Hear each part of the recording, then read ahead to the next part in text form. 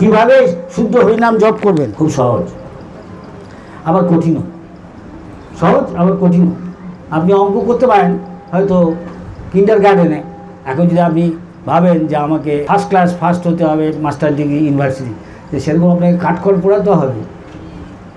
যারা ফার্স্ট হয় রাত জেগে হয়তো পড়াশোনা করছে, সে আপনাদের আগ্রহ ভালো, কিন্তু আপনাকে সেই অধিকারী হতে হবে। তার মানে হলে এই হরিনাম সম্বন্ধে প্রভুপাদের বই আছে, বোধহয় 800 পৃষ্ঠা না কত কী লেখা। আপনি এক কথায় কী বলবো, সংক্ষেপে একটু বলছি।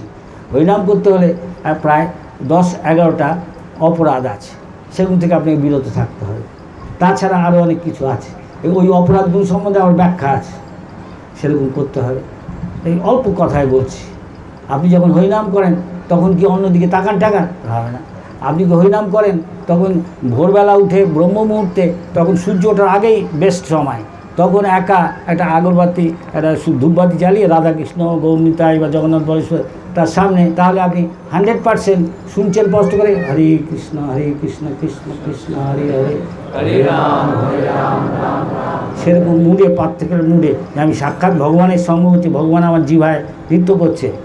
আপনি হয়তো বুঝতে পারছেন না, কেন আপনার অসুখ, সবাই আমরা অসুস্থ, আমরা ভবরোগগ্রস্ত, কাম ক্রোধ লোভ আছে, টেস্ট পাচ্ছি না। যার জন্ডিস হয়েছে তার ওষুধ হলো মিষ্টি খাচ্ছে, আর যে ভাইটার ওর জন্ডিস হয়নি ও মিষ্টি খাচ্ছে, দাদা খুব মিষ্টি, আর ওর দাদা খাচ্ছে, বলছে হ্যাঁ কিছু মিষ্টি না, কেন? তো অসুখ হয়েছে না, কিন্তু ওইটাই অসুখটাই সেরে যাবে খেতে খেতে খেতে খেতে খেতে খেতে। সেরকম বলছে নিত্যম ভাগবত। আমাদের এই ক্রনিক ডিজিজটা, এই ভবরোগটা অনন্তকাল শরণার্থী, সেও না, তাতে কিছু সময় লাগবে। আপনি রাতারাতি পারেন, তবে অনেক তুলনায় তাড়াতাড়ি করতে পারেন। এইসব ঠিক করে করেন, অনেক তুলনায় আগে আপনি শুদ্ধভাবে নাম করেন।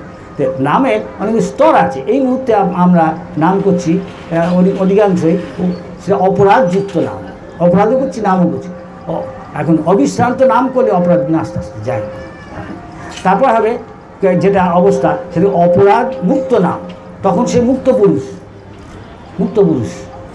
জীবন মুক্ত, সবসময় যা কিছু কিছু ভগবানের সুখের জন্য করছে শাস্ত্র অনুযায়ী মুক্ত।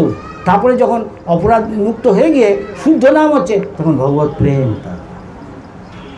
আবার আরেক দিক দিয়ে বিচার করে, সেটা আমি বললাম, আদৌ শ্রদ্ধা, সাধুসঙ্গ, ভজন ক্রিয়া, অনর্থ নিবৃত্তি, এইসব অনর্থ যাবে গিয়ে নিষ্ঠা মানে নিরন্তর সবসময় যা কিছু করছে ভগবানের সুখের জন্য, সমস্ত ইন্দ্রিয় দিয়ে। কিন্তু ইন্দ্রিয়গুলিকে দমন করা খুব কঠিন। সেখানে ভক্তিমত ঠাকুর বলছেন, শরীরও অবিদ্যা যার, শরীরটা অবিদ্যা, তাহলে মায়া। অবিদ্যা মানে যেহেতু ভগবানকে ভুলে যাচ্ছি, আমি ভোগ করতে চাইছি, তখনই আমি ভগবানকে ভুলে যাচ্ছি, ঠিক কি না? ভগবান হলো ভোক্তা, আমি ভোক্তা না।